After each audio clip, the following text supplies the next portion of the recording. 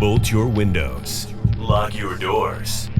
Check your closets. Look under your bed. And then prepare yourself.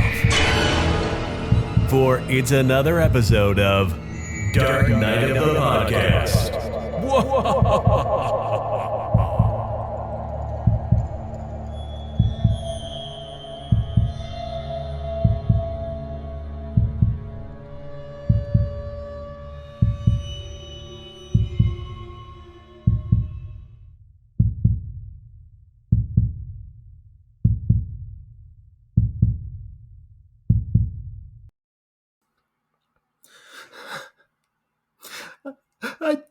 I just want to apologize to Troy's fans and my fans and my boyfriend Gustavo. I am so sorry because it's my fault. I was the one who agreed to review this movie for this podcast. And I kept saying that I didn't think it was scary. And I chose to get really stoned, all alone with my Vizsla in the basement, and I am so scared. I am so scared, Troy. Oh, Roger, I told you it's scary. I warned you.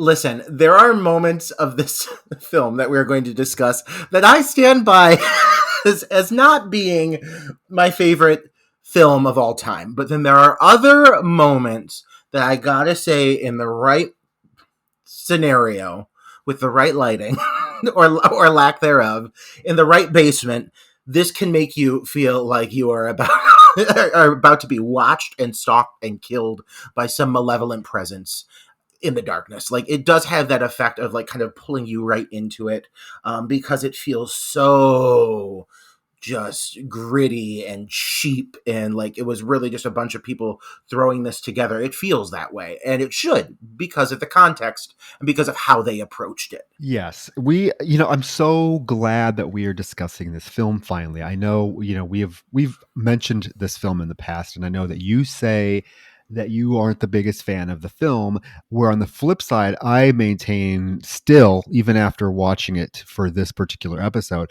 that it is one of my top 5 favorite horror films of all time. There is something so unsettling about this film, so authentic about this film. And I was really curious going into this viewing as to whether it was going to have the same impact on me as it did when I first saw it, or the first couple of viewings that I saw it, because it's been a while. It's been probably a good 10 years since I watched this film.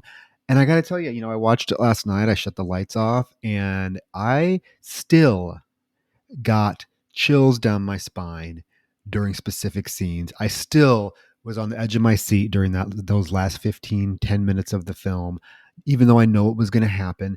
And I know also that this film is probably, Roger, and I think you would agree, one of the more divisive horror films in horror history.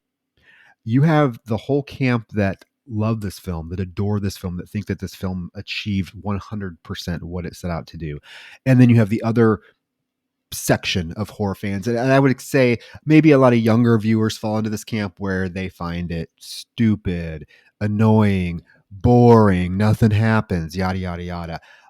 And anytime you see a post about the Blair Witch Project in one of those horror Facebook groups, it's one extreme or the other. Someone loves it or they fucking hate it. I love this film. This film, I will tell you one thing: the best theater experience of my entire life was watching this film on opening night in Cedar Rapids, Iowa, with a packed theater. It was amazing. And we will get to that, because I think a lot of it has to do with the marketing of the film. And if you weren't, younger viewers who weren't born in 99 yet, or weren't old enough to go to the theater or remember this film, I don't think they realized how much of a cultural phenomena this film was. This film went viral before that was even a thing. And it had 100% to do with the genius, and I will say this, genius marketing strategies that were implemented to promote this film. Oh yeah. Oh, I mean, it really is. I think one of the earliest examples of like viral marketing, if you think of it, of how they were using it to reach out to a younger fan base, and this is the time when the internet was really just starting to see its breakthrough into culture, and using all of that to its strengths. Like you couldn't avoid the visuals of this, no matter where you went. The commercials, the fact that they leaned into the idea that this could in fact be a real thing, like people bought into that. And I think one of the big aspects of the fan base it's developed is I think there are the people who saw it live and experienced it, for the first time in the theaters and had that experience. And then there's a lot of us who went into it knowing obviously this is not a real movie, but also kind of having a basic idea of what happens. I did not see it in theaters. I saw it with friends a few years after it came out. And I think part of the reason I lean into the other camp, and I don't hate the movie, let's be clear, I really don't hate it. But there are a few things that I feel, and I'll address this now because I want this to come up as a topic later for us, is I feel there that in the sense of payoff and build up and closure, I do feel like, in my opinion, it feels very lacking. And even though there are moments I really find horrifying, and there are moments in this movie that are genuinely terrifying. And if you're watching it, yeah, in the right scenario, you will feel those chills running down your back. But in the sense of what it builds up to, how open ended do you like your finales? I guess is what it comes down to. How vague can you take it? Because it really leaves this kind of just hanging on an idea that something happened to these kids and you don't know what. And that can make for, I think, for some viewers, for it to feel like it just doesn't feel complete, which is a complaint that I have heard from a lot of people. But I kind of like that actually because for me that plays into the authenticness of the film. That it is so understated that there might not be these huge elaborate sequences of action, and I think the Blair Witch that came out a couple years ago, directed by the guys that did Your Next, which I fucking love. I think that made the mistake of doing exactly what you're saying this one didn't do. And I think if you watch the two films, the first one is definitely superior in terms of just fright factor because it is not so in your face. You don't see what's out there. And when you compare it, like I said, to Blair Witch that came out, what, 2017, 16? I don't even know. Because I watched and I was totally underwhelmed by it. You get what they, it's like those filmmakers took all the complaints that people had about this original film. Oh, you don't see the witch. Oh, you don't see the, and they're like, oh, well, let's give it to them. Let's just pound it in their face. And they do. And you see everything and it's not effective at all. So I think that if you compare this film, The Blair Witch Project, to a lot of the found footage films that came after it, that followed the formula, that did do kind of what you're saying and tried to have a much larger payoff, much larger sequences, things like that. To me, they're just not as effective because they don't come off as being real. And I think that's where this film definitely towers over its predecessors in the fact that it is the one to me that feels the most real. And a lot of it is because of the low keyness of it. You're right, there isn't a lot of like, the action sequences are there, but they're not like loud and in your face, and they're very subtle. And I like that. I feel like it comes off as being more realistic. Yeah, I can completely see that and understand that. And I know that a lot of fans of the film favor that aspect. They really enjoy that about it. And I get why, because it definitely plays into like the whole like lore of it, the idea of these three kids having gone missing and this whole vague ending, not giving you exactly an idea of what completely happened to them, which makes it all the more scary, I guess, in the long run. Like I do get that. And I do feel like it has to be celebrated that this film set like the blueprint for all of the found footage style movies to come after it. Much like when we reviewed Night of the Living Dead with our past episode, but prior to this, and we talked about how Romero set the groundwork for the zombie and what's to be expected from the flesh-eating zombie. This very much did that for the found footage genre. I mean, there are so many movies that have this specific title to thank and to respect for making it possible to make films like this that are, I guess, palatable for the mainstream public. Because before this, you really did not see anything like this prior. Not that was as successful or as mainstream. There were found footage films before the Blair Witch Project. Probably most notably, the ones that get brought up all the time are Cannibal Holocaust, and the one that came out the year prior to the Blair Witch Project called The Last Broadcast. Neither one of them. Now, Cannibal Holocaust, of course, caused a lot of controversy when it came out, but I would never say it was a mainstream film. I think why Blair Witch Project gets the credit for really being the harbinger of the found footage genre is because of its success. I mean, we have to just lay it out there. This is one of the most successful horror films of all time. I mean, it was made on a tiny budget and went on to gross $250 million. And again, if you were not around when this film came out and you weren't part of like seeing the cultural phenomena that became the Blair Witch Project, then yes, it probably was not as impactful to you. Like I can really see like some, a fresh horror fan who's never seen the film putting it on today and watching it in their living room and being completely underwhelmed. I would totally understand that. A lot of what made this film so impactful for the audiences that saw it when it first came out was the mystery around it. Is this real? Are we really watching real footage? Because that is how the film was marketed. There was a website that was put up documenting the case of these three missing kids that was put up months before the film even debuted at Sundance Film Festival to make it look realistic. There was a documentary about the Blair Witch and these three kids going missing that the filmmakers did and put out before the film was even released. They actually went to the town of Burkittsville, Maryland in the months leading up to the film and put missing person signs with these three all around the town.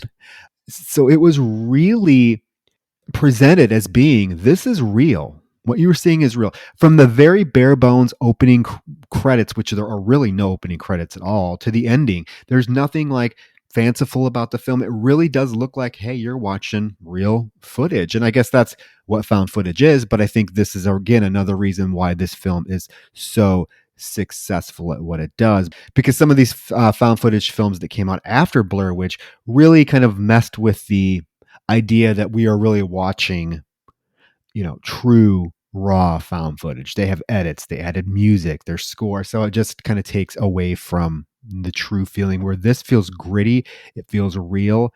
And I feel like we just need to dive right into it because we're talking a lot of preface.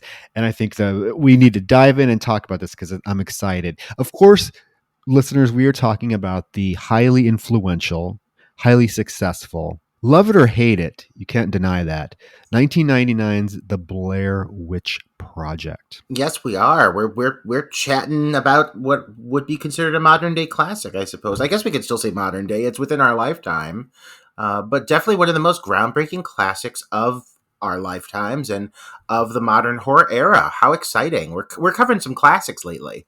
Covering some classics, and I remember the buzz about this film before it even hit theaters. I remember there was like a little blurb in like I think like People magazine or Time, maybe even Time magazine, where they were like, "Oh, this film debuted at the Sundance Film Festival and it scared the shit out of audiences, and it's real footage of three kids that went missing." Again, the marketing to this film was a huge Yeah. play, and I saw this film on opening night, and I will tell you, when I saw this film, I had no idea if it was real or not. It wasn't until the film started to get really successful that the filmmakers were like, "Oh yeah, we can't really keep this guys up anymore," and they just were like, "Fuck it, let's just," yeah. Because then like a month or two after the film was in theaters and it was making shit tons of money, the cast appeared on like the Tonight Show, and then they presented at the MTV Movie Awards, and everyone was like, "Oh fuck, it isn't real." And for some people, that really made the film a disappointment. Yeah, yeah, I remember that. I remember how they had kind of a moment where they're all kind of basking in the success of it. And how could you not? Like, imagine being that filmmaking team and realizing that you've made 250 million on such a tiny fucking budget. Like, what are the chances? So I don't think anyone was prepared for the fame or success that would have come from this. But after a while, you've got to kind of, I guess let that joke go because it just wouldn't, I don't think to maintain that, to try to argue that any further, just wouldn't have made sense. So I get why they just kind of embraced it with open arms and like, wouldn't you? Wouldn't you want to go to the award shows? Exactly. Once you realize that your pre-marketing was highly successful and actually tricked people into thinking what you were presenting was real, yeah, why not? Why not finally embrace it? You've already done your duty, you've done your job, you've done what you set out to do, and that was to get people to see your film and to get people to react to it. And boy, did people react to this film quite a bit. Um, the film again, very bare bones film. That's what I was, when I watched the film this time around, I was just like struck by how just simplistic everything is, from just how everything's presented, the cinematography, and it adds to that gritty, realistic feel. But the very first thing we get on screen now has become kind of a staple of a good found footage film, and it is the little text to black, white text on a black screen, basically telling us what we are about to watch is real. Right? We've really only reviewed one other found footage sort of film, and it was Lake Mungo, and it did the same thing, right? You get just the ominous white text. This film opens up with ominous white text on a black screen that says, "In October of 1994, 3 student filmmakers disappeared in the woods near Burkittsville, Maryland, while shooting a documentary. A year later, their footage was found." Simple, very simple setup. Very simple setup. And what happens is we launch into presumably what is the found footage, and we open with our main protagonist, Heather. Let's talk about Heather for a second. I know, Roger. I'm sure you have a lot to say about Heather. I have a lot to say about Heather. It's Heather Donahue. Another really interesting thing that we have to point out with this film is the actors use their real names. All of the 3 characters in this film they use their real names, first and last, which kind of again made it so that it could be presented as being a little bit more realistic, true, right? When they were posting up these missing person flyers.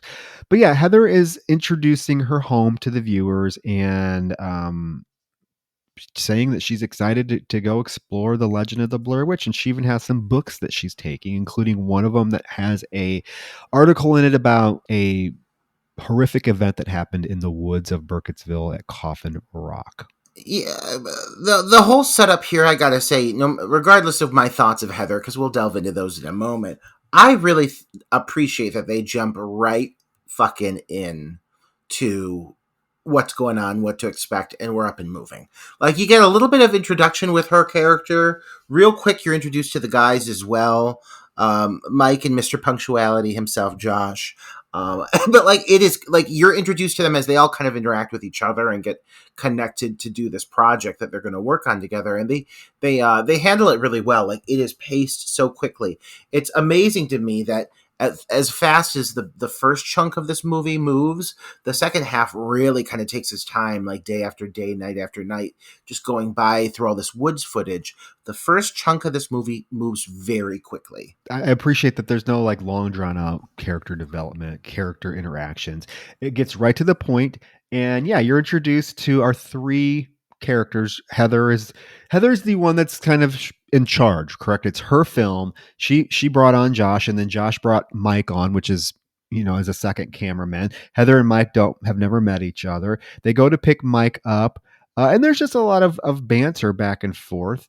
They do make the comment, and I found it very clever, that Heather makes the comment about as they're driving, she's like, "Oh yeah, and we have enough battery power to fuel a small country for a month."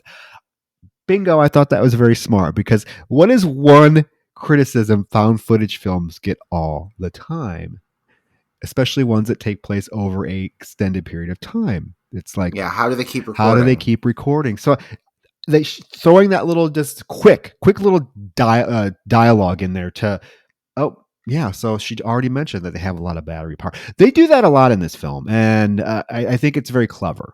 Nothing about this film ever, I would say, feels inorganic. Like, the whole thing, shockingly enough, feels very natural beginning to end. And I do think, impartially in favor even though it's a complaint I brought up earlier, the fact that they keep some of these aspects more vague or open ended, it only leans more into just how natural this film can really be, how realistic, how believable. There's a lot of subtlety to this film, but luckily the core cast that it focuses around are all very strong in their roles. Like you get to know these three pretty quickly.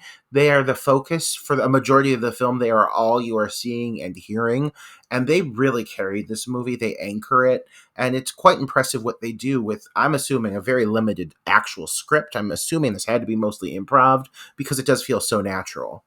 It was almost 95% improv.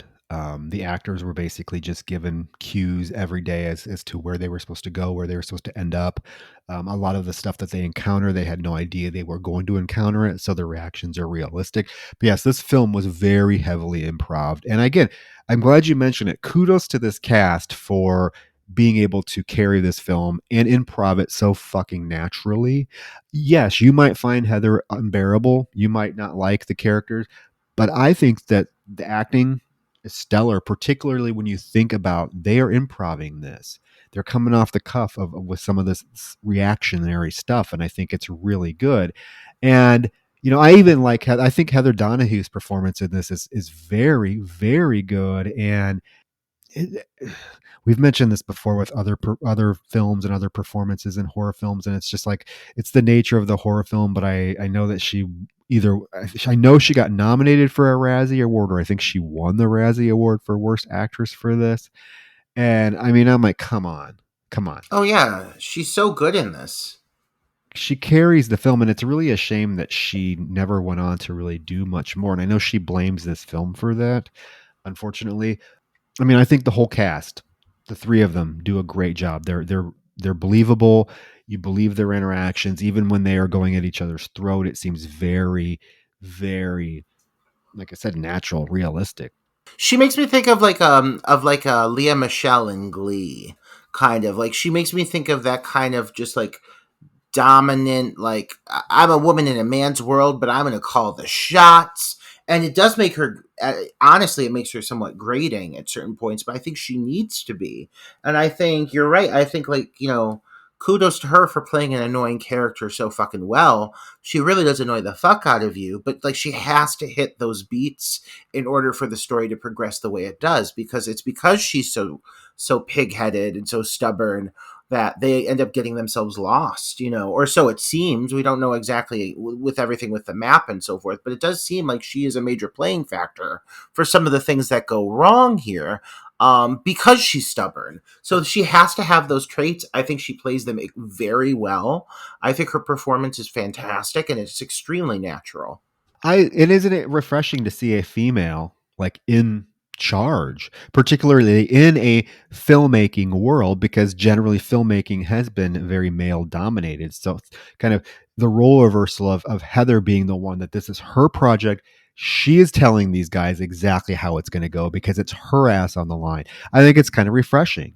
I agree. It's not something you saw a lot. A female taking charge, particularly, like I said, in the filmmaking world. You do get a little bit of banner with the two of the or with the three of them, and again, it's nothing like it doesn't overstay its welcome. There's this cute little moment where they go to the store and are picking out treats. There's this little moment where they fill out their first slate and they each kiss it. And Mike licks it though, and she tells him, "You're not supposed to eat it." It's just little quick moments of character interaction that make you think, okay, yeah, I buy these three as they're really excited to get on this journey. And then they film the segment of the opening segment of what is going to be her documentary, where she is in the Burkittsville Cemetery describing it. It's yeah, Oh it's my it's god. very creepy. It's and she's narrating it very seriously, which is which is kind of funny because it's like the total antithesis of her character throughout the rest of the film. Anytime she's in mode where she's like narrating or talking about the film on camera, she is very serious, very studious. But then most of the film she's not like that at all. But she does say, it's Burkittsville, Maryland. This is the cemetery, as you notice. In an unusual amount of children are buried here, particularly from the 1940s. Nobody then questioned it, but legend tells a different story. I gotta say, this monologue, like this documentary in general that they're making, it really is not that impressive. I just gotta say it. Like it is like bottom of the barrel documentary filmmaking. I agree. I think that's, if I was to be 100% honest with you, Roger, I think that is the weakest element of the film. It's like, what is this documentary supposed to Yeah, what is be? it like? What purpose is it serving? Yeah, they don't really, when you, in the grand scheme of things, they don't really film a lot for it. I mean, they film some interviews with the town folks, which we'll get to, and then they film like, oh, Coffin Rock, this is where it happened, and then they film some woods. What the fuck kind of documentary is this going to be? It's going to be like 5 minutes long, and what's the point of it? And there's moments where she's talking about it like it's going to be like an Oscar-winning film. She even tells them at some point, "You guys just better be happy that you're going to be in such a great film." I'm like, what the fuck? None of them have even been on camera. But like Troy, we also know that we know this fucking filmmaker. We've met them before, time and time again. Like, I mean, I know a lot of filmmakers who operate with a similar mentality about the shit that they're pushing out. Like, so it's not that far from reality. But I keep thinking to myself, like, yeah, I get it. It was the ploy to get them into the woods, right? And to get them to keep filming. But it really is like, there are moments where you're wondering, okay, what is the point of this documentary? Is it? I don't know, but I do like then that they transitioned into interviewing some of the town folk, and there's a variety of characters who reveal their knowledge about the Blair Witch. They randomly ask like this old man coming out of the diner if he's heard of the Blair Witch, and he's like, yeah, there's something very ominous that's been going on in these woods for a long time, and he tells a story of a gentleman named Rustin Parr, who came down from the mountain one day in the 40s and said he's finally finished. And so the police went up to his cabin and found the bodies of 7 children that this gentleman had murdered in the middle of the woods. Okay, there is a lot going on here with all of these stories that come up. There are like 7 different alternate stories. There's one about a woman covered in fur, as told by the town crazy woman. You're definitely playing her in the remake with your shawl. I can't wait. It's been my dream to play that fucking role. But no, I mean, you get a lot of backstory thrown at you real quick, and it's kind of hard to follow.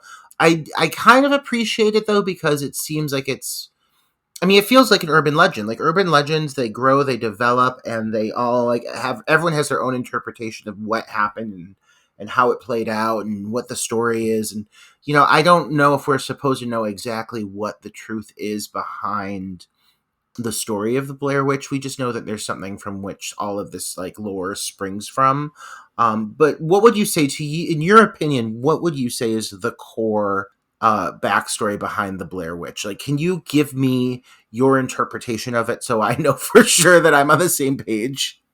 I guess my interpretation of it is there is a witch that's been haunting or stalking these woods for quite some time now, and her presence, I think, then makes other people possessed or do her bidding for her, because you have like 2 different things going on here, right? And this is where I think you might be a little bit confused, or the viewer might get confused, because the film is called The Blair Witch Project, right? And we do get like Mary Brown telling us about seeing the Blair Witch when she was fishing with her dad and was covered in fur.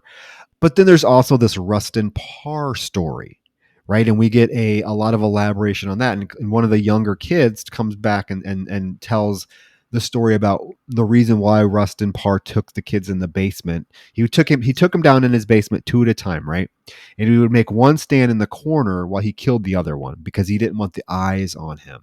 So you really have 2 different sort of like villains that are being established here. And since the film is called The Blair Witch Project, and that seems to be the big focus on it, my interpretation is like Rustin Parr is doing like the bidding of the Blair Witch. Like she's possessed him, or she's working through him to kill these town's children. That's what I gather. Yeah, I gotcha. Yeah, I mean it's kind of hard to follow, but again, I think that's intentional. All things considered, it's supposed to be like raw footage for this documentary. I really do appreciate all of the characters they interview. They all feel again very authentic, very just believable in how they're portrayed. The woman holding the baby like starting to freak out when she starts talking about the Blair Witch. It's timed so perfectly, and it does add to the overall kind of growing fear factor in the film. Like, is it or is it not real? Yes, and you do get, throughout the film, the course of the film, what kind of ended up transpiring is you do get hints of both stories that were told through this montage of interviewing different town folks. Things happen that really play into both stories that the group was told, the Rustin Parr story and then the Blair Witch story, right? One of the old men mentions that they need to go talk to Mary Brown. So they go to her trailer and get Yeah. her to come out. And she's just this frail, old, interesting looking woman who tells them the story that her dad would go fishing down by Captain's Creek, which is close to Coffin Rock. And one day when she was fishing as a little girl, she felt something staring at her, something was near. And when she turned around, she noticed it was a woman, but it was a woman that was covered in hair, like horse hair, and was wearing a shawl. And didn't do anything to her, just kept staring at her, and then finally opened her shawl to reveal that her entire body was covered in hair. And then that's it. That's the story you get before we cut to the group in the car. I was thinking that we were gonna get more of this dame, or more of, like, she seemed like she was really like pivotal. Like, they seek her out, they come and they find her, and I mean, it seems like they're really gonna put some focus on this woman or her story, but you don't really get either. I don't want to say it feels like a throwaway moment, but it doesn't seem like it really builds to anything. But I like the moment. I like her. I mean, she's my cup of tea. That girl with that fucking denim ensemble and her like she claims she's like a scientist and a ballerina and all these different things. I like it. It's just I wish it went somewhere with her story or her purpose. It doesn't really, because it's never really, her particular story is never really addressed again, right? It's not like we see a woman covered in hair later on in the film or whatever. It's just, but I guess it just gives us, the viewer, we've now been bombarded with so many different stories about what is in these woods. So it just lets our imagination run even more wild when things start happening to our trio. We're thinking, hey, is it the woman with the hair? Is it the wit? We don't know. And then they do run into another duo here in a few minutes the next day down fishing at the creek that have their own story, right? But after they leave poor Mary Brown, they're in the car. They have a little moment where Josh and Heather have a little bit of a, not, I wouldn't say a spat, but a little bit of a, budding about the fact that he used meters on the camera instead of the feet. And she's like, we aren't using our system. He's like, I've only used this camera once. And she's like, I thought you said you were familiar with this. And then they get in the hotel room. They cheers to their first day, do an equipment check. Heather does a shot of scotch. And that's it. That's about, we get these just really brief little interactions with the characters before we actually move on to, the story or the actual them entering the woods. The next morning, they head to the woods and they run into two guys who are fishing. I was just gonna say, I think that, like, leading up to this point, one thing I really want to appreciate is, while this does move fast, and while you don't get a ton of backstory on these characters, I do feel like at this point you already have a really good feeling for who they are, how they operate. I don't feel like I am being given paper thin, disposable characters. Like, they have very defined personalities. I feel like you have a good idea of what part each character plays in the storyline, and they're just played extremely well. And I really appreciate that it is a small group, so you get to know them very well by the end of the film. Yes, for better or worse. So they run into these two guys fishing. There's a taller, younger guy and then a older man. The taller, dorky guy does not believe in hauntings or anything regarding the Blair Witch, but he does tell them the story about a little girl named Robin who supposedly wandered off into the woods and disappeared for several days, but came back to town a few days later. And she was babbling about an old woman whose feet never touched the ground. Ooh, that's creepy to me. I know it is creepy. The old man, on the other hand, does kind of buy into the lore and the myths, and even he says that he's had an experience because when he was out here fishing by himself, one time he saw a strange misty figure out in the woods, kind of moving towards him. The other guy's like, "Oh, you were just drunk," and it's again quick little stories before we move on. Yeah, and then we get another story about the story of Coffin Rock and the 5 men that were hung up on the rock and killed and gutted, and it's actually very unsettling. The story is very creepy. Yeah, this one is told by Heather though. She's reading it. They get to Coffin Rock. They okay, so they've parked, right? They're trekking into the woods. So this is it. This is what they're here to do. They go to Coffin Rock. Heather films the segment reading from her book about what happened to 5 men at Coffin Rock, and it was the fact that 2 hunters found 5 brutally mutilated bodies of 5 men. Well, I guess that would make sense. 5 brutally mutilated bodies, right? Yes, 5 men. yes. They were bound together. Each man's hand bound to the other man's foot, and they had been gutted. Ugh.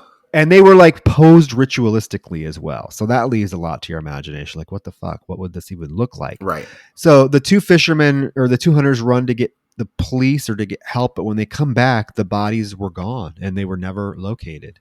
And Heather's like, and that happened here at Coffin Rock.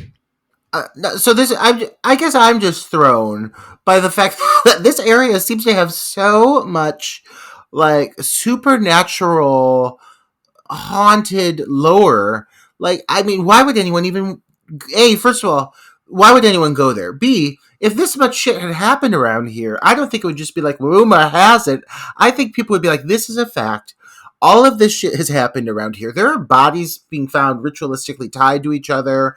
Like, those aren't things that people just like whisper amongst each other. Like, that's something that would go down in history in the area, you know?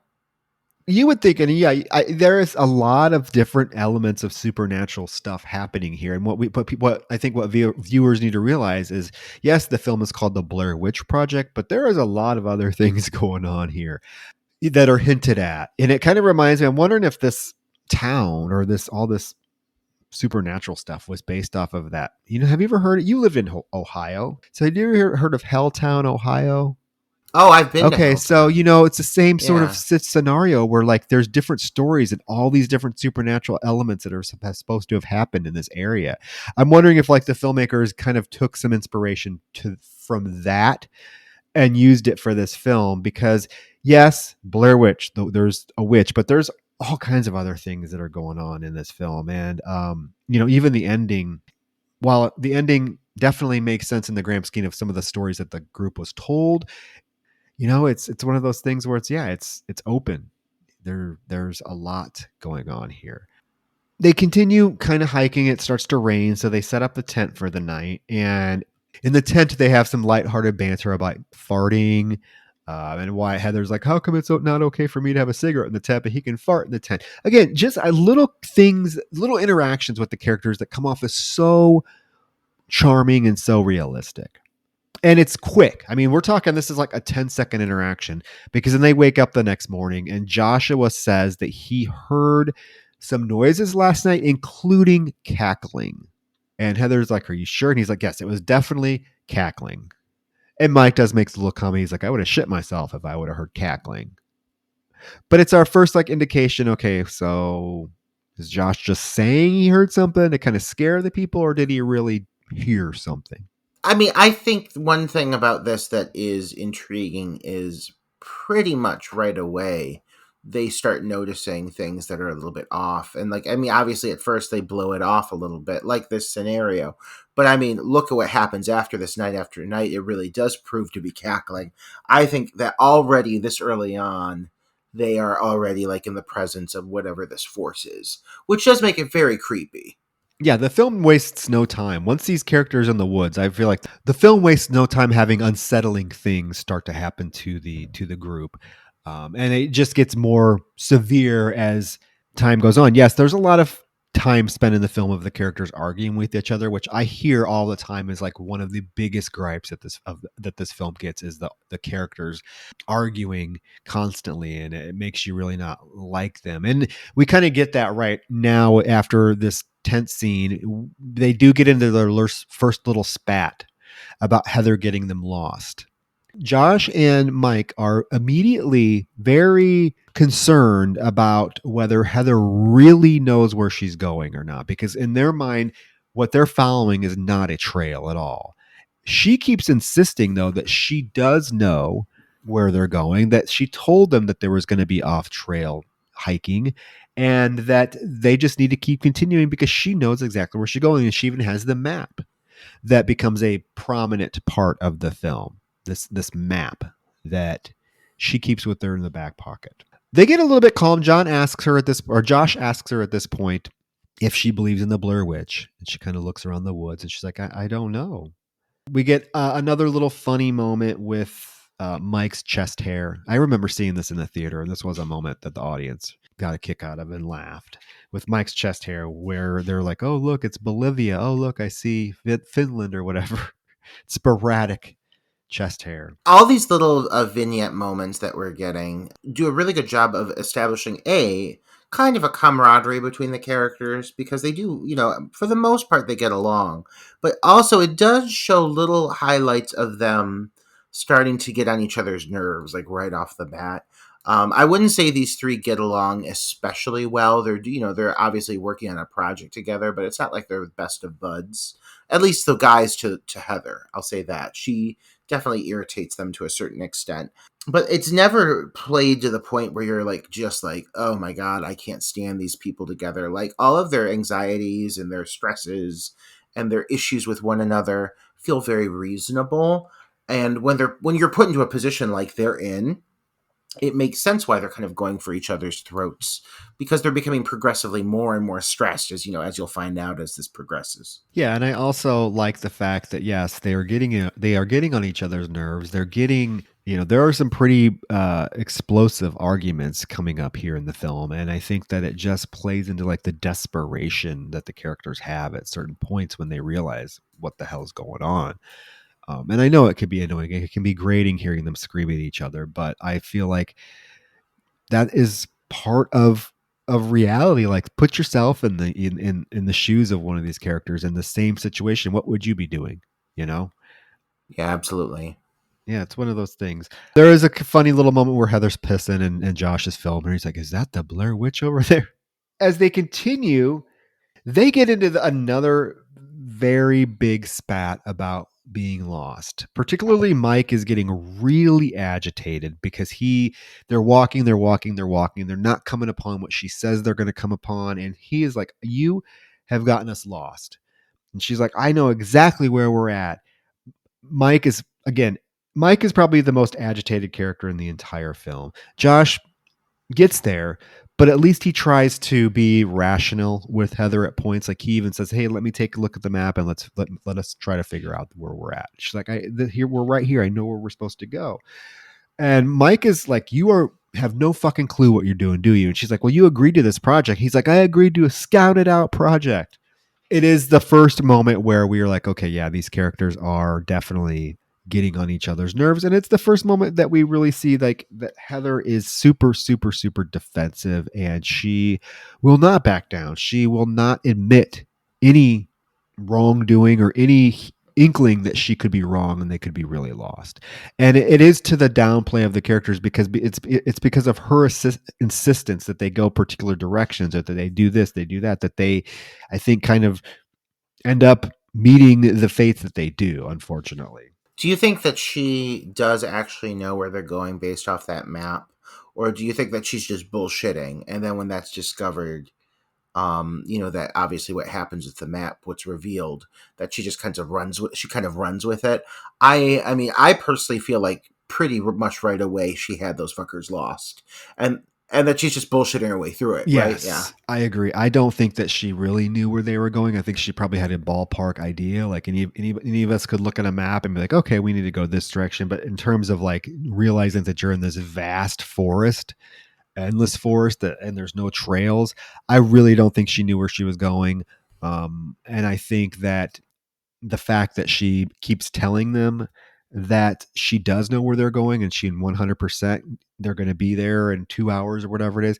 And I think that's a pretty shitty thing, but I guess, she does admit it later in the film for the most part, not to them, but she does have a moment, I would say, of confession that you so eloquently performed on the opening of this podcast. So yeah, I would say she did not know where they were going, but she is holding on to the idea that, hey, I know these guys are mad, but if I keep insisting, then they have no choice but to believe me, right? Yeah, yeah. Because there's a moment even where Mike looks at the map and tells them this is Greek to me.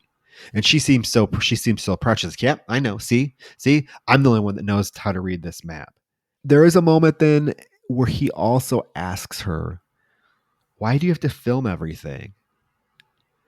And she's like, "Because we're making a documentary." And he's like, "Yeah, you're making a documentary about a witch, not us getting lost." And she says, "Well, I have a camera." I mean, she's kind of being very condescending to him, but She gets very obnoxious at this point, in my opinion. Like, it's her. You're absolutely right. She's condescending. She constantly has to play it off like she is in like the place of power, or she knows best. She's never willing to take like feedback or advice from the guys. It does make for her character to be somewhat detestable at times. Again, this is no reflection on the actress. I think she's doing a great job with it, but this character is just a pain in the ass, to be honest. Like, it's no wonder to me that the guys end up responding to her the way they do at a certain well, point. and I also think it might be her acting more aggressive and assertive than maybe she typically would because she is with two guys and she feels like she has to, that she's not going to let them walk all over her, that it is her project. So she's being a little bit more condescending and aggressive than she normally would. I kind of get that impression as well because she does make a comment about, well, it's not every day I'm out in the woods stuck with two burly guys or something like that. So I think that she's very aware of the fact that she's a female in this scenario with two guys that, if you think about that, if you think about a female wandering into the woods with two guys that she barely knows, she doesn't know Mike, it is kind of a situation that would be, I think, maybe uncomfortable or whatnot. So maybe it's a defense mechanism for her. Because as we find out, she really is not, let's be honest here, as we find out, she really is not the strong, put together person that she's portraying so far in this film, as we come to find out. She pretty much loses it by the end of the film, which I don't blame her, but it just plays into the fact that I really think this is an act for her. Oh, yeah. There is a moment where they have to cross this log, and it's very complicated. Apparently, they're arguing about how they're going to get the camera over the log. And once they get across, they find 7 piles of rocks on the ground. Well, they're not only on the ground, they're tied in trees. Heather, and I don't know about what it is about this film that can make rocks be so ominous, but they are. And Heather even remembers Mary Brown saying something about piles of rocks. And if you think about 7, the number 7 being mentioned previously in the film, it does come up because Rustin Parr killed 7 children, right? So I think 7 is kind of a significant number, as is 3 coming up here in the future. But it is, and I do like these little moments because they do tie the film together. Like, this film has definitely a narrative thread that's running through it that is tied together. Like, you might have to pay attention, but things that they discover, things that happen are very well foreshadowed. Oh, yeah. It's definitely like there's an array of supernatural things hinted at early on in the film, and it is kind of impressive how many of these things are touched upon or kind of acknowledged, or through the things that they find through their process. The location that they stumble upon eventually. Saying that there had been a man living up in the woods. Like, well, that proves to be true. It does all come back. It's just it's not heavy-handed. It's, you have to tie a bit of the pieces together for yourselves to really acknowledge, like, oh, this location that they end up at, that's obviously the home of the man that came up in this story. Or the fact that there's 7 piles of rocks, that was mentioned that there were 7 victims. Like, they don't say it for you, but it is fairly easy, like, if you listen to the lure and listen to the story, of putting it all together for yourself. They have a lighthearted moment in the tent at by the campfire where they talk about, oh, it's like this is like kind of like being on Gilligan's Island, and Heather makes the comment like, well, yeah, but except you have a good captain, you don't have a fat alcoholic one. Her and Josh continually call the captain. Call him the captain. It's Mike makes a comment. It's, oh, you illiterate TV folk. It's the skipper, not the captain. It's funny. I mean, again, little interactions with the characters where it makes it, it makes it feel just more authentic because yes, they can argue, they can fight, they can get in little spats about being lost, but when it's time to settle down and just sit with each other and relax and just have relaxation time, you can still joke around. So there is that relationship that's being developed with the characters, and I think is actually pretty spot on and pretty strong. I think it's one of the best aspects of the film, to be honest with you. They go out to film the rock piles at night, and something very pivotal happens.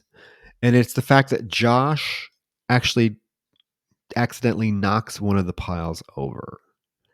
And Heather's like, oh, no, you didn't just do that. So she puts it together, kisses her hand, and puts it on the rock. It's like, you could never be too careful.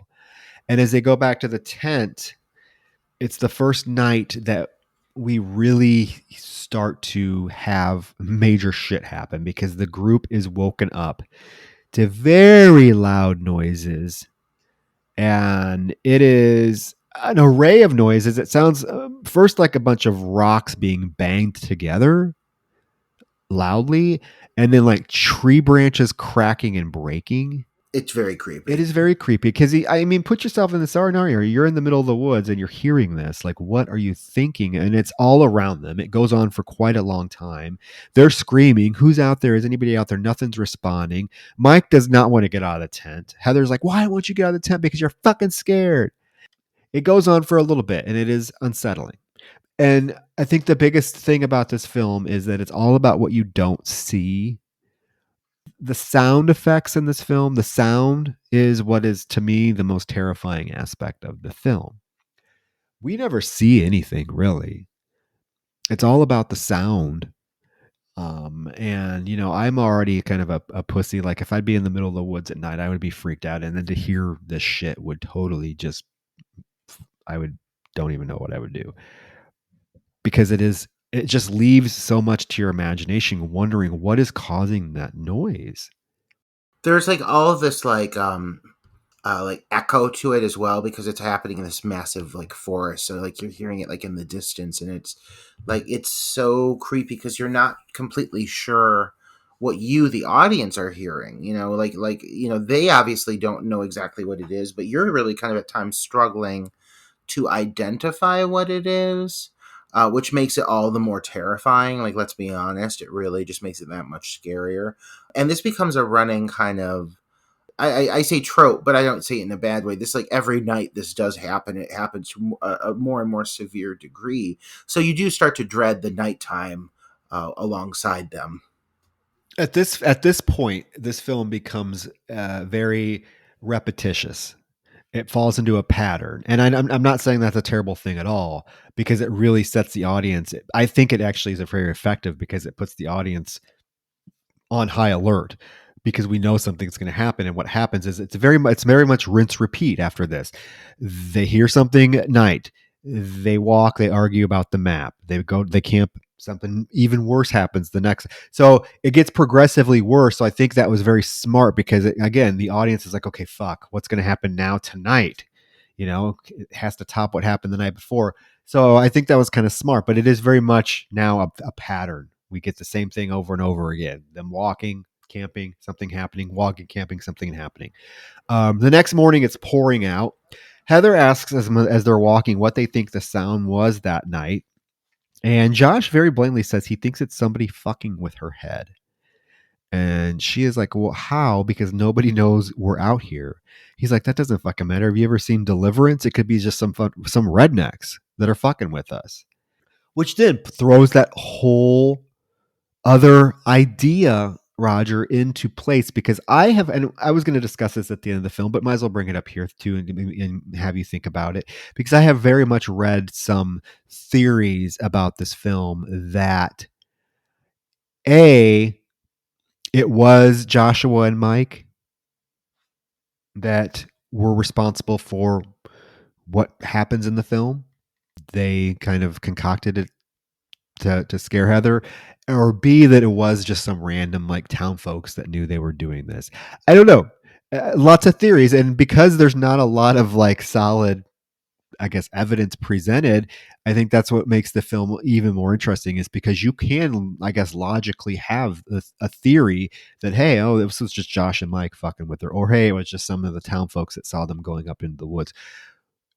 If you don't want to buy that there's a supernatural element, right? Yeah, I mean, I guess so, but in order for that to really be, I think, a reasonable outcome, there would have to be more evidence, I guess, to contrast what happens. Like, why would they go missing after that? You know, like, did they all get killed by these townsfolk? Were the townsfolk that vengeful?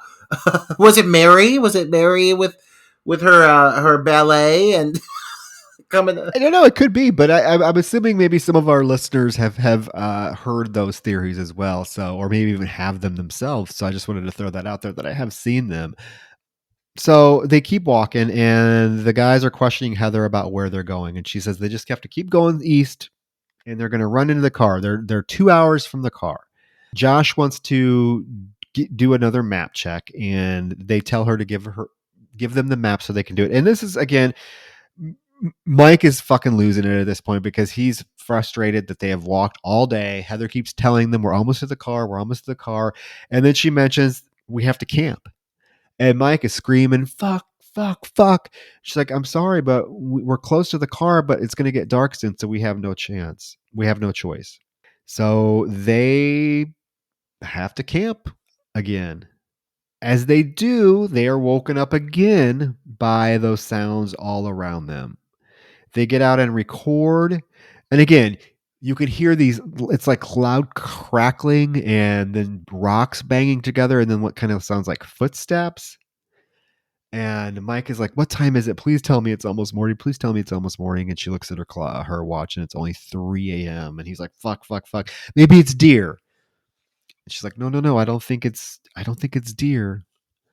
But they get back into the tent. It settles down. They wake up the next morning, and outside their tent are 3 piles of rocks. And Mike is like, are you sure those weren't here? And she's like, no, they weren't here. How would we have thrown a tent up between 3 piles of rocks and not seen them or knocked them over? Again, 3 is a significant number now because how many of them are there? Yeah, 3. And it definitely is like kind of tying a thread together of like, okay, I'm watching this movie. Obviously, the number 7 was very specific. They saw 7 piles of rocks earlier. Now there are 3 piles of rocks. There are 3 people involved. Clearly, this is building off of something. This is with a purpose. So that is like something that you as the viewer kind of have to figure out again for yourself. At this moment, as they're getting ready to leave, Heather realizes she does not have the map. Asks Josh if he took it. He's like, no, I don't have the map. I gave you back the map. I don't play head games with you. If anybody's playing head games, it's you. And she's like, no, I have I keep the map in the same place all the time. If it's not here, one of you have had to take it. And they get into a huge confrontation about her losing the map. Josh is like, this is the most fucked up, most irresponsible thing you could have done. And she's like, I know, but one of you had to have taken it. And he's like, I don't have the fucking map. So what are they going to do? Mike's like, we just need to continue going the way we've been walking for the last day. Let's just go. As they're walking, there is a moment where Josh just claps on the ground. He's like, I'm staying here. If you find somebody, tell them I'm here. He's like, I don't know what the fuck we're going to do. Heather makes a comment that it's very hard to get lost in America because of the urbanization of everything. So she's like, we're going to run into something eventually. Oh, I hate that comment so fucking much. I hate it's such a pretentious comment. I'm like, God damn it. She's like, we know this person. I hate everybody like Heather, who I do know. Like, it's just so obnoxious. but like, I mean, one thing about this film that I actually thought was like, this is gonna be kind of hard to really sit down and discuss this movie because there are these big long stretches of just them wandering and slowly losing their minds. And overall, while you're viewing it, it's pretty entrancing to watch it. But to discuss it, it does get kind of difficult because honestly, it's just this kind of ongoing bitching, bitching at each other's throats, complaining, and it does go on for a while. So it does make it kind of hard to palate these people at times, just because, and their frustration makes sense, but they're really just like going at each other constantly. And I think, again, I've mentioned, I think it's one of the biggest complaints you'll get about this film is there's long stretches of just characters arguing, and people like, if I wanted to watch characters argue, I'd watch a soap opera or whatever. And I get that. I get that. And it does fall into, like I said, a very structured pattern for the rest of the film. Yeah, and the comment that she makes about, oh, well, it's hard to get lost in America because we've destroyed most of our natural resources. People get lost in the woods all the fucking time. All the fucking time. I mean, it's not that hard to get lost. People get lost in cities, okay, and have been found dead because they got wandered off into a park or something. I don't know. But the one smart thing Josh does say is like, hey, you know what? If we are not back by tonight, people are going to notice. And they'll start looking for us. I mean, I don't know how good that is. That's going to work out for them. Obviously it doesn't, but at least it gives them some hope, that people know where they are. They know when they're supposed to be back. When they're not back, they're going to inevitably start looking for them. Yeah. Yeah. They have to cross another street, another creek, and the only way they can really cross it is to like walk into the water. So the guys laugh at her for having to get her feet wet, and she's all pissed off about that. I love the fact that she can be condescending to them and like say shit to them, but the like the one moment in the film where they're trying to like just joke around and laugh with her, she gets all pissy about it. Oh my god, she gets so fucking frustrated. It's like, bitch, sit down. Like, oh my god, you are to blame. And she has to keep picking because she's like, as they're walking, she's like, Josh, if you have the map, just please tell me. I would just feel so happy knowing you'd have it. And he's like, bitch, I've told you I don't have the fucking map. Shut the fuck up. And he flips her off and walks away. Yeah, they're fucking over her. I don't blame him. As they're walking, they're just kind of rambling about and, laughing and stuff. And she's like, I'm so glad that you find it funny that I'm going to be miserable the rest of the day because my feet are wet. And they're like, bitch, our feet are wet too. Yes. Shut the fuck up, Heather. That's what they say. My God. They're like, all of our feet are wet. And Roger, this is where we get a big reveal. And it is Mike who is uncontrollably laughing. And he tells the group, I kicked that fucking map right into the creek. And he thinks it's the most hilarious thing ever. He's like, I kicked that motherfucker right in the water because it was useless anyways. This is where Heather starts to like lose her fucking shit on him, and understandably so to a certain extent. But I also feel like Heather really saw an opportunity to like clear her name here and just ran with it because she is putting it all on him and she's shrieking at him. I thought the same thing. This bless Heather Donahue. I wonder if she had a voice after doing this scene because she is fucking screaming at the top of her lungs, like her. And she has the balls to tell him, she's like, and if we get hurt or we die out here, it's your fault. It's your fault. Like, oh my God, girl. She was totally living this moment. She was like, fuck yeah, I got an out now. Now we can blame Mike. And she's like, I knew exactly where we were. And he's like, that map was fucking useless. And she's like, maybe to you, but I knew exactly where we were at that map. Bullshit, bitch. You did not. But they both this turns into a whole physical ordeal. Like Josh even like fucking manhandles Mike. Like, what the fuck were you thinking? And then there's this moment where Heather like charges him and bites him. Yeah, it gets pretty fucking violent. And the fact that it's like a girl, and at one point the guys even kind of turn around on her with the camera and everything, like it gets really physical. It's surprising. It's surprising that they kind of go there with it. But it does, again, it shows their desperation. They're really losing it on each other. They are, and it might be annoying to watch, but I feel like it creates this atmosphere of desperation. Imagine this. I mean, they have very little food, very little water. They don't know where they're at, and what would you do? How would you be reacting? That's what I want to ask these people that say that this is grating and they're screaming too much. What would you do in this situation?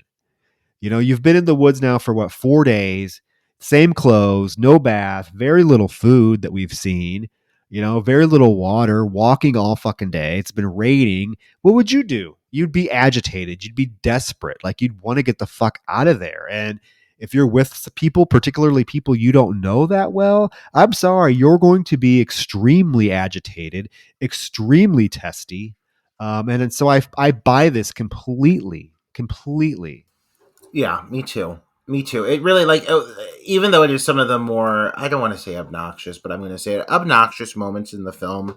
It's because they're stir crazy. It's because I mean they're all really starting to feel the fear and the paranoia settle in, and so it does make it feel very again believable. And their performances are really very impressive, especially as they're starting to like let themselves go there. It is really impressive just how uh, shitty they can get at certain points. Like they really kind of go for the jugular a couple of times. Yeah, so they calm down. Heather gets calmed down. They calm down. They're like, we're not doing this. We have to keep calm. Let's not play this blame game. Let's just go. So they continue. And this is the moment that they run into probably what is the most associated image with the film. Wouldn't you say? These stick figures that are tied together. And there are a bunch of them of various sizes hanging everywhere. Yeah, this is definitely one of the most noticeable and recognizable images from the film. This whole reveal of these stick figures just hanging from the trees, and there is a really startling volume of it. And one thing to acknowledge here is like the low quality camera that they're using at the time. While at times it can make for a bit of a difficult watch because it's so dated at this point, at other points it does make for a very unsettling image. You know, the visual of this grainy, uh, very digitalized, disrupted visual of these stick figures as the sun is starting to set. Because you know how that footage would start to like you'd really have to crank it up, open the eye on the camera in order for it to get the last bits of daylight. And you can tell like the sun is setting in the background, and they're even calling for Heather. They're like, Heather, come on, we got to get moving. And she's trying to get all this footage, and there's just so many of these things everywhere. It is very creepy. It is creepy. And you wouldn't initially just think, oh, stick figures as creepy, but in the context of this film and where they're at and what has been happening to these characters, it's increasingly unsettling and just yeah, I'd want to get the fuck out of there because who took the time to do this and why? What do these mean? Like it just creates so many questions in our minds about what does this mean? Who did it? Are they new? Have they been here for a long time? Who knows? I do like the comment that Mike makes. He's like, now I know it's not a redneck because no redneck is this creative. But he loses it too. He starts screaming for help. He's like, "Help us! Help us!" And everyone's like, "Just keep calm, keep calm. Let's just go." And this is a moment where Heather is behind the guys. I don't know if you caught this or not, but she's behind them. They can't hear her, and she finally admits that they are lost. Yeah, yeah, it's nice to hear her own up to it. And she does even to a far greater extent during her big monologue later. But there is finally a point where she does start to break, and they actually get they're kind of cruel towards her. One of the hardest things to swallow here is kind of how they treat her. Because yeah, she's annoying as all fuck, but like it does enter like bullying territory. I feel the way that they talk to her coming up here in a little bit. Especially Josh. Yeah, it's really surprising that they went there. But like again, these people are losing their minds. They're trapped in the middle of a forest. They're going to die. They have no food. I get it. They're eating leaves. You know, like it's just getting desperate. But then, I mean, hey, and we have another nightfall that settles in, and each one has been getting creepier and creepier, and this one does not disappoint. This is probably the most terrifying. I remember seeing this in the theater, and I mean, yeah, it was a packed theater, and you couldn't hear a pin drop. People were like on the edge of their seats. This was so terrifying. Yeah, they camp again. They camp again. They have no choice. Mike suggests that they don't light a fire because the previous nights they have lit a fire and they've heard the noises. So he's wondering if maybe they don't light a fire, whoever it is or whatever it is won't know they're there, right? So they agree and they go in the tent. It's pitch black, and they get woken up to noises. And I beg and implore you, this particular scene, Roger. I don't know if you had your volume up or not, but this scene needs to be heard, because what you hear is some of the scariest shit I've ever heard in my life. It's fucking creepy as all. It's children. It's like the laughter of children, is it not? There's laughter. Okay, so yes, so they hear these noises. The first one is like a growling. Did you hear that? Yes, I heard it. It's like, and then you hear children laughing, and then you hear a baby crying and screaming, and then you hear a whole bunch of children laughing, and then another growling, and then something hits their fucking tent. Oh, the tent hitting. Oh my God, so creepy. So they take off running into the dark, and it's pitch black. Heather sees something that we don't see, but all she's able to say is, "What the fuck is that? What the fuck is that?" And we don't see it. And they're screaming and noises all around them, and they turn the lights off, and they are in the middle of the woods, and they have no choice but just kind of stand in the middle of the woods until everything calms down. And Heather's like, "Did you hear that baby crying?" And Mike's like, No, there's no baby out here. There's no baby out here."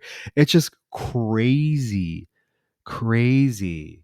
And what I want to know what Heather saw. That's definitely when I talk about moments feeling a little bit like a little too open-ended for my liking. Like, don't hint at something and not let me see. There's so many things that we could have seen there that would have been probably very terrifying that they could have pulled off on a very small budget.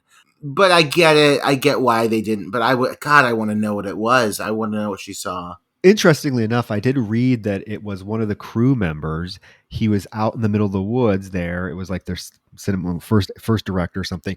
And he was wearing a white, like a white long underwear, white boots with a white stocking pulled over his head. Oh, so it's just a white figure. It was supposed to be like this white figure. And what I read, I don't know if this is true or not, is that like, and they wanted actually the camera to catch a glimpse of that really quickly, like super quick.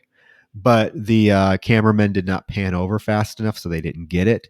So they just left it because they thought, again, that maybe leaving it to the audience's imagination would be creepier, would be better. And they didn't realize that they didn't catch it until they reviewed the footage, and they didn't. I mean, they didn't have the time or whatever to go back and redo it because by that time it was, the next day or whatever. That's what I read. I don't know, but it would have been cool to see something. Yeah, Yeah. I mean, it's still terrifying, and it's mostly scary because of what you do not see. But I mean, yeah, I would have loved to have seen a little bit of a hint of something, but they play it with such natural fear, like authentic fear, that it still makes for a very horrifying experience. I'll say, like, the sounds, the audio here really is what shines. Well, she is selling it. Oh, yeah. She's selling it like she really did see something, which she did. She had no idea he was going to be out there, but she's selling it, so it's like, yeah, she had to have seen something. They go, the next morning as they head back to camp, they kind of basically wait it out until the morning, and then they go back to camp and they find that their belongings have been scattered, particularly Josh's. Josh's belongings have gotten the worst of it, and his stuff is thrown all over the place, and it also has some slimy substance on it. I want to know what that slime is. I don't know, but it's, and even Heather is like, well, why you, Josh? Why you? Why is it your stuff? And Mike is like, well, I want to get the fuck out of here. Let's go. And she's like, I'm going. He's like, no, you're filming. He like attacks her to try to get her to shut the camera off. And so she bites him. He's like, don't fucking bite me. Josh being the first person, the first victim. Okay. Or the one that gets targeted first. Cause even Heather asks him, it makes sense because who was the person that knocked over the rock pile? And I think that's what we were supposed to gather in terms of why he was the one that was targeted first. So they continue. Josh has the camera and he's looking at Heather and he tells her that he can see why she likes the video camera so much. And she's like, oh yeah, why? And he's like, because it's not quite reality.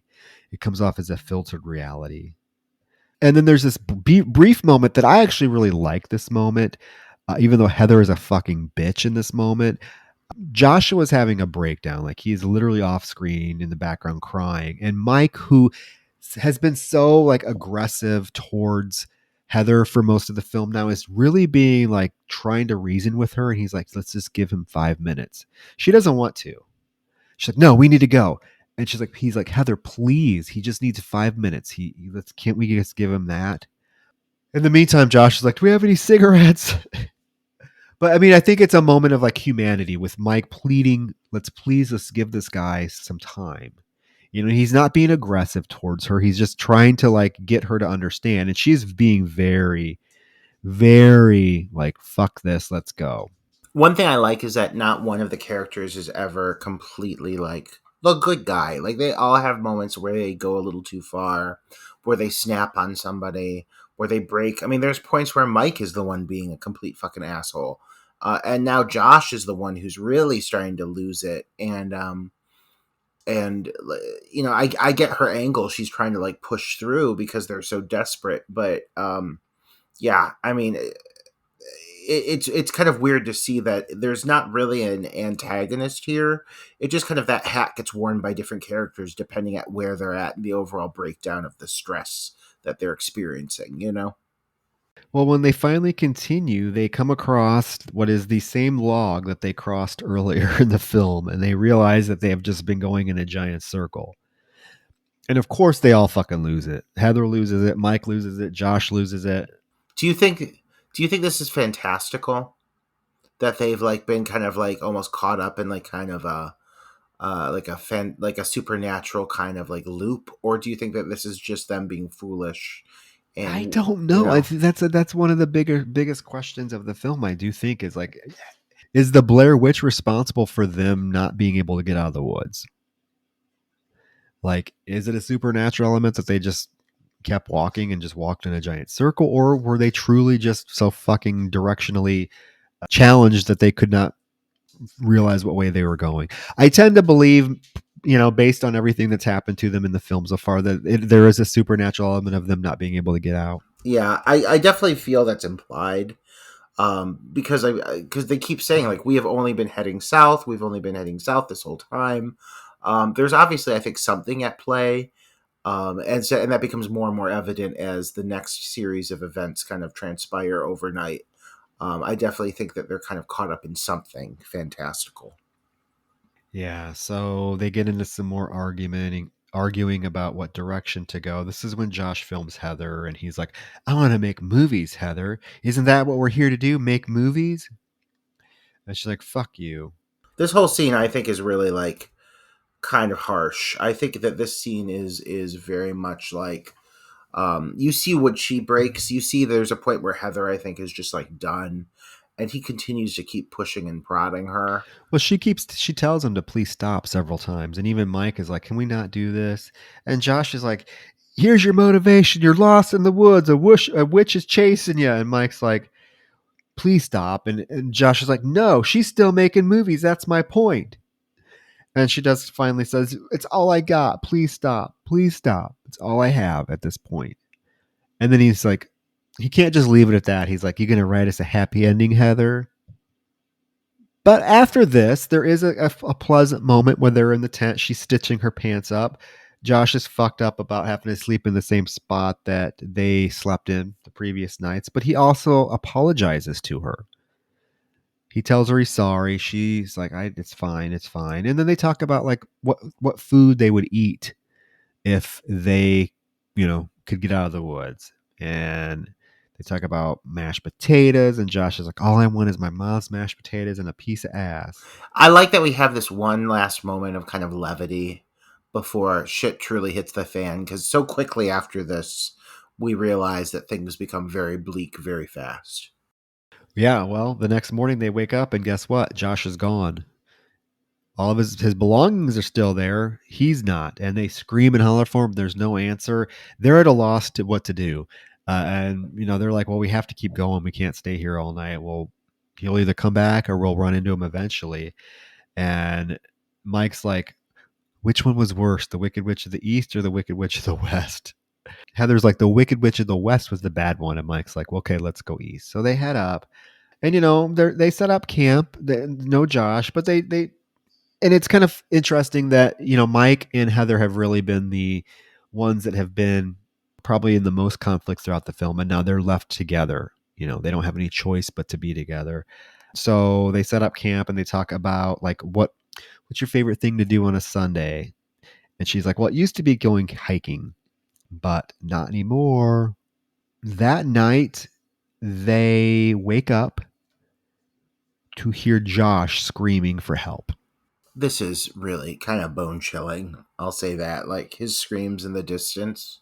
Oh yeah, screaming, crying in agony. Like there's yelps of like pain, and you're like, what the fuck is going on? They get out of the tent to try to figure out what direction his screams are coming from, but they're so distant and they're just so sporadic. And Mike is like, I don't know if I should. Do you really think it's him? He's like, tell me where you are, Josh. And then the screams stop. The next morning, Heather wakes up and finds that there is a wrapper of sticks in front of the tent, and it's wrapped. It's a bunch of sticks wrapped in a tie that ends up being a piece of Josh's shirt. So she takes it and throws it. Mike is distraught. He's rocking back and forth, and there's a moment where she does go sit next to him and console him. And then Heather proceeds to go and open up the sticks to see what was in it. And it's bloody. And what is in it is teeth, a piece of tongue, and is it a finger? Yes, that's what it looks like. It's quite disgusting. And she immediately freaks out and she's upset and crying. But I will give her this, she does not tell Mike what they found. Do you think that's okay though? Or do you think that's a problem that she doesn't tell him? I don't know. I mean, I feel like she knows that he's already like losing it. Should she have told him? Probably, but I don't blame her for not telling him. Yeah, I mean, she's trying to keep some composure, but at this point, like, God, I mean, The very next scene, he's eating a dry leaf, for crying out loud. He's obviously not. I'd be in the same fucking boat though. I mean, after that days of nothing, they're not eating anything. I think the last thing they made hot dogs. Yeah, like, they have not. Yeah, and I know there's a point also where he's very excited and he's like really just. You can tell he's fucked out of his mind. Like he's like, I found some cigarettes way in the bottom of my bag. And then after he's eating this leaf, it hard cuts to just like the most famous scene in the film, the one that's attached iconic scene. When you think of the Blair Witch Project, this is the scene you think of, and it's the close up on Heather's face as she's filming herself, apologizing to Josh and Mike's mom and her mom. And she's so sorry. She admits it's her fault. It was her project. She insisted on everything. She insisted they keep going. She insisted that she knew where they were at. She insisted everything. So she's making her confessional. This is literally her confessional, I think. And then she hears another noise, and you get the iconic, I'm scared to close my eyes. I'm scared to open them. what a great line, though. I know. And then she says, I'm going to die out here. And then there's just like maybe 15 seconds of her just like her eyes wide open. She's not blinking, tears streaming down her face, snot coming out of her nose as she's like hyperventilating because she's so fucking scared. It's pretty palpable fear. I mean, it's very well played. I've always liked the Scary Movie version with Sherry O'Terry. Oh, yeah, the snot keeps coming out bigger. But I don't know how anybody could look at this particular scene in this film and be like, oh, yeah, Heather Donahue is a terrible actress. Let's give her a Razzie Award. No, that's nonsense. They're just simply like reacting to the fact that her character is annoying and not acknowledging the fact that she's exactly playing the character that she should be playing. Like what the character needs to be. But when it comes to moments like this, she's honestly fantastic. Like her acting here, her fear is genuinely, like I said, palpable. Like you could see it all over her face, as you said, the snot running down her mouth and everything. It's disgusting. Yeah, and it's a scene that is iconic for a reason, I think, because it just gives us a glimpse into this character that is feeling so fucking helpless. So just what are you going to do? Like, and it's literally, she's making like her last, she honestly believes she's going to die. And she says it. And so she is trying to film something that can give her family solace, can give her, Josh and Mike's family, it's quite sad and quite disturbing when you think about it. And I know other found footage films have tried to replicate this, not parody it. I'm not talking about Scary Movie because that's hilarious, but I'm talking other found footage have tried to do this. In fact, all of them have a moment like this, and none of them have ever met this the visceralness of this, the genuine palpable fear that is projected from the screen during this scene. None of them have done it. I agree. I agree with that. That this is a standout moment for a reason, I would say.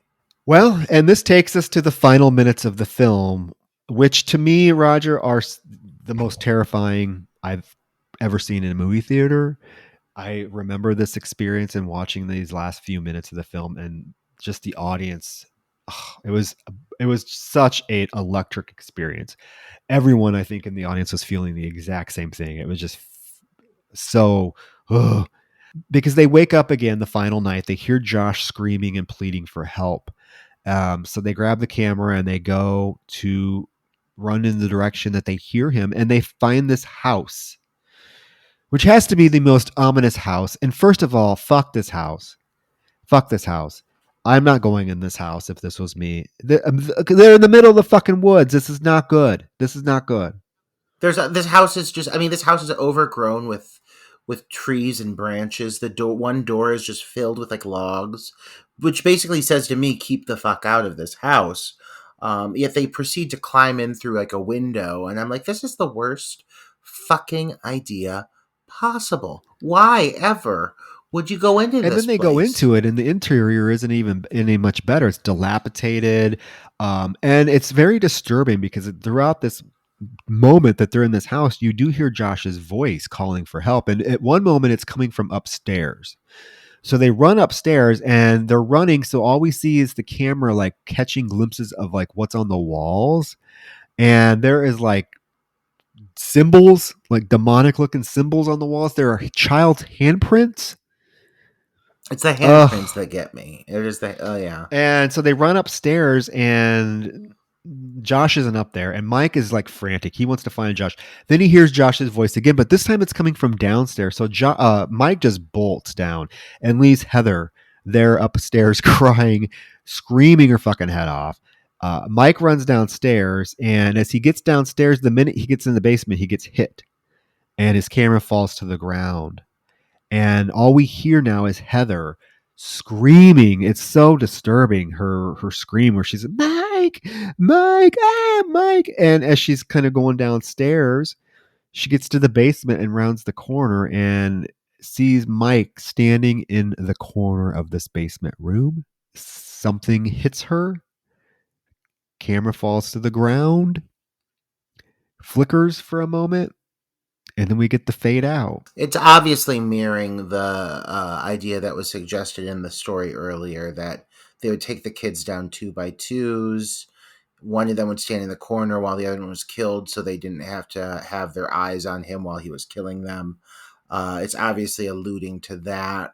So there is that carry through from the lure that we got earlier. The lure, I say lower a lot, and I really feel like I need a new word.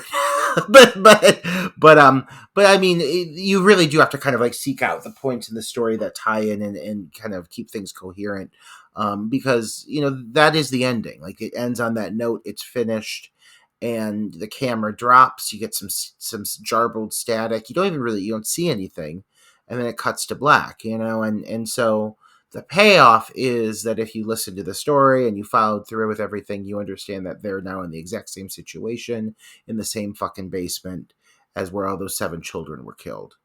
Yes, which then leads to the question of then it's not the Blair Witch technically that killed them. Right. So I feel like that the supernatural elements of the film definitely are put into question. Is it the Blair Witch? Is it the spirit of this Rustin Parr dude? Is he still alive? I don't know, but I think it's definitely one of the more unsettling final shots of a film, particularly if you have been paying attention and you realize he is standing in the corner for a reason. And that reason is very ominous, and what's going to happen to Heather is not going to be good. And I can see where many people, like you mentioned at the beginning, that the payoff might not be as large as you want it to be, or as explained, or whatever word you want to use. But again, I feel like watch some of the found footage. There were so many. Do you remember after this film came out, those early 2000s, there were so many found footage films that came out after this, like direct to video ones, like Apartment 108, or there's a bunch of them. Wreck. Yeah, well, Wreck was great. Wreck was great. I'm talking about ones that blatantly though were trying to rip this one off. Oh yeah, yeah, yeah. There again, there was there was a bunch of them, but then nothing really came close to capturing what this one did until you got to Paranormal Activity, right? About 10 years later, a little more than 10 years later, which was able to capture the same lightning in the bottle. But again, so much is owed to this film. It's an innovative film. It was innovative for its time. Uh, I don't know what else to say about the film. It's influential. I love the film. I do still think it's terrifying. I get why, like I said, I get why some people now, particularly now, putting this film on, if you've never seen it, I can see why it would not pack the same punch, because a lot of the film's effectiveness definitely had to do with the build up to it, the the hype around it, the marketing, but it remains one of the scariest films I've ever seen. Yeah, and I get why. I do. I get why. I when I watched it this time around, like I try to go into it with the mindset of, I know what the aspects of it that I find to be, I don't want to say shortcomings because it's, this is just a matter of preference when it comes down to it. I like a bit of a tighter ending, but looking at that as something that's played into its favor, if I really lean into that and see where they're coming from with their intention to not explain everything, it does definitely add to the mystery of the whole thing, especially considering the kind of viral campaign that they unleashed to really get this film out there and seen by the public. It did a lot of favors for that aspect of the movie, and I have to respect that as an independent filmmaker. The fact that they were able to come up with a campaign that strong with that much of a hook to lure people in to see it, I mean, that alone demands praise from one filmmaker to another, So I really respect this movie with all my heart. It may not necessarily be my preferred subgenre, the found footage, but I see all of the reasons why people favor this film. I get it. It makes a lot of sense to me, even if it isn't necessarily my cup of tea. Yeah, and for better or worse, it definitely ushered in the found footage film. And I think I like found footage films when they're done right. There's several of them that I feel have been very effective. Um, I'm just waiting for the next found footage phenomena to come out. And they were popular for a reason, because they're fairly easy. I wouldn't want to say fairly easy. That's not the right word. They're not easy. They're fairly cheap to make, unless you're doing something along the lines of like Cloverfield or something like that. But if you're making a found footage film, you can pretty much bare bones it, because and not worry about it looking, you know, inauthentic or cheap, because it's supposed to be if it's a found footage film. Um, and there's been a lot of innovative stuff that came out after the Blair Witch. I know there was that one, the Collingswood story, that was used webcams instead of, it was found footage, but it was webcam recordings. And I know like Unfriended kind of used that same thing. So you can get pretty innovative. But the Blair Witch Project, again, I know it's one of the most divisive horror films out there. So I'd be curious to know, our listeners, what's your take on the Blair Witch Project?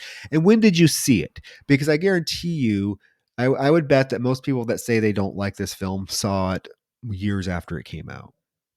And I feel like the people that really are passionate about this film and love it do so because of the experience they saw in the theater. And I'm sure there's exceptions to that. But if you listeners, let us know your thoughts on the Blair Witch Project. Yeah, I'd love to hear that feedback because this really is a film that is divisive. You're correct to say that it knew how to play its audience, and then the audiences who do enjoy this subgenre. I think it really defined kind of a cult fan base, and it's just the reason for that subgenre truly taking off. And while it's not my favorite subgenre, there are several I really enjoy, like The Taking of Deborah Logan and The Last Exorcism. Those are two films I very much enjoy. So I appreciate it and its contribution. So yeah, I'm happy we discussed it. I get why it would have made for such an amazing cinema experience as well. I wish I could have been somebody who had the chance to experience it when it was in theaters. But yeah, that's the Blair Witch Project, Roger. Woohoo, we did it. We did it. We got it done. You got to watch it again. I know you weren't really looking forward to it, but I'm glad you have some appreciation for the film. Oh So yeah. Oh my God. How could I not? I mean, I definitely understand the appeal of this title, and yeah, like I said, I appreciate its contributions. Absolutely. And with that, we are headed into December. So it only makes sense then that our next pick, Roger, I feel blessed because this next pick is one of my top 5 horror films of all time. Actually, it's my favorite horror film of all time. And anybody that knows me knows this, and I'm super excited to kick off December, Dark Night of the Podcast, with the iconic masterpiece that is 1974's Black fucking Christmas. Oh my God, a favorite. A favorite for both of us. This is one that Oh. we definitely agree on. This is going to be one that I think we get into the nitty gritty of it all. I'm going to be real excited for this review. I'm not going to lie. I love this movie so much, and I know that you adore it. So I'm very excited to see where we take this conversation. Oh, I can't wait. It's out. Hey, so it's going to be next week, kicking off December with Black Christmas, and kind of that'll be our theme throughout the month. I know last December we did some great films, and there's such a plethora of Christmas themed horror films that we have some. Oh, get ready. Treats for all. Treats for all attending Dark Night of the Podcast this December holiday season. All righty, folks. So tune in next week when you will hear us gloat about Black Christmas. If you hate Black Christmas, you might not want to listen to the episode because we are just going to talk about how much of a masterpiece it is, basically. Or at least I am. Both of us, my God. I can't wait, Troy. All righty. So with that, good night. Good night. Happy November. We hope you had a great Thanksgiving too. Happy Thanksgiving, guys.